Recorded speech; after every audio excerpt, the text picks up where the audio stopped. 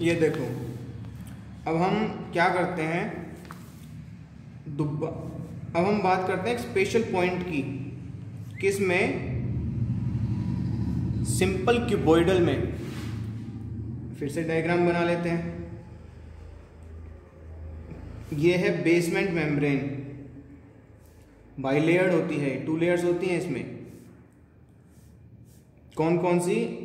एक basal lamina और एक रेटिकुलर लेमिना।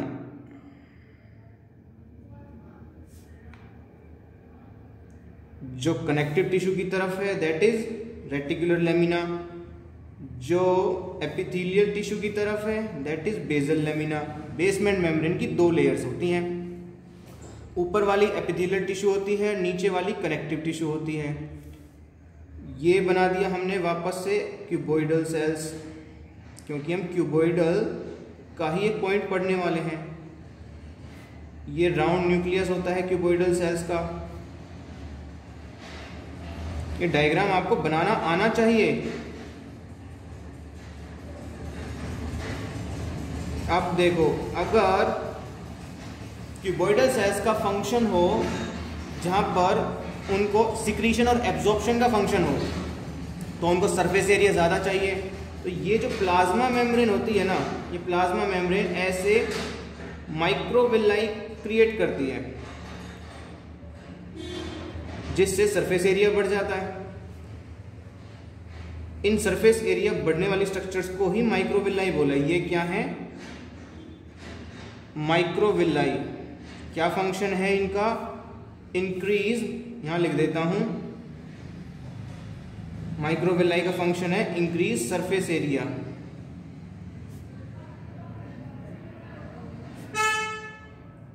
ये कहां पाई जाती है? In proximal convoluted tubule, proximal convoluted tubule of nephron of kidney. आप जानते हो ये क्या है?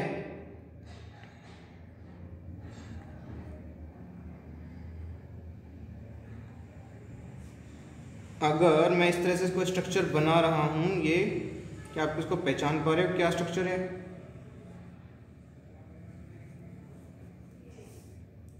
This is nephron of kidney. Nephron is the structural and functional unit of kidney.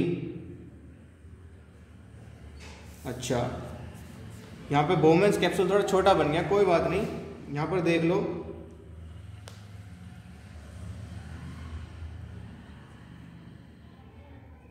ये रहा।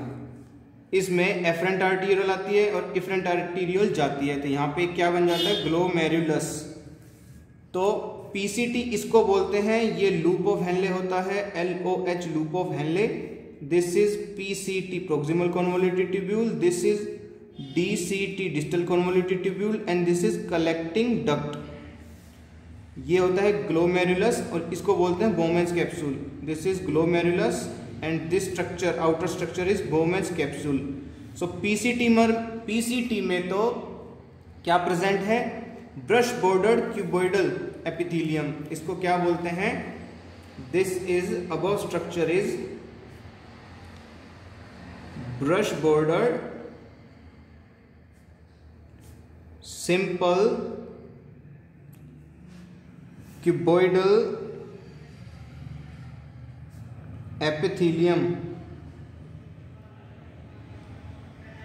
It has microvilli at its free surface. Free surface ये होता है, ये भी एक पॉइंट है याद रखने का कि ये माइक्रोविलाई फ्री सरफेस पे प्रेजेंट होते हैं। ये वाला जहां पे बेसमेंट मेम्ब्रेन अटैच होती है इसको बोलते हैं बेसल सरफेस। तो आपको सिंपल क्यूबॉइडल एपिथेलियम का पता है, कहां प्रेजेंट होती है? जर्मिनल एपिथेलियम में होती है, गोनैड्स में प्रेजेंट होती है। और इसी तरह से इसका एक एग्जाम्पल और है। Second example is smaller salivary and pancreatic duct. Simple cuboidal कर रहे हैं अभी हम, जब स्ट्रेटिफाइड क्यूबॉइडल करेंगे वहां पे larger salivary and pancreatic duct आ जाएगा। सिंपल क्यूबॉइडल और स्ट्रेटिफाइड क्यूबॉइडल दोनों में फर्क है, वो कंपाउंड एपिथेलियल है, उसको हम बाद में डिस्कस करेंगे। अभी हम सिंपल क्यूबॉइडल की बात कर रहे हैं। सिंपल क्यूबॉइडल में क्या क्या एग्जांपल्स हैं? जर्मिनल एपिथेलियम गोनैड्स में प्रेजेंट है और small salivary and pancreatic duct.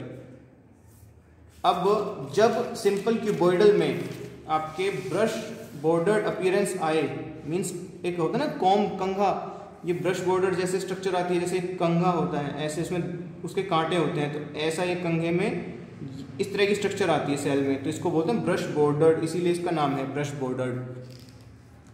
अब एक तो ये चीज़ हो गई, इसका एग्जाम्पल हो गया पीसीटी, याद रखना आप। सिंपल क्यूबॉइडल में इतना ही है। नेक्स्ट है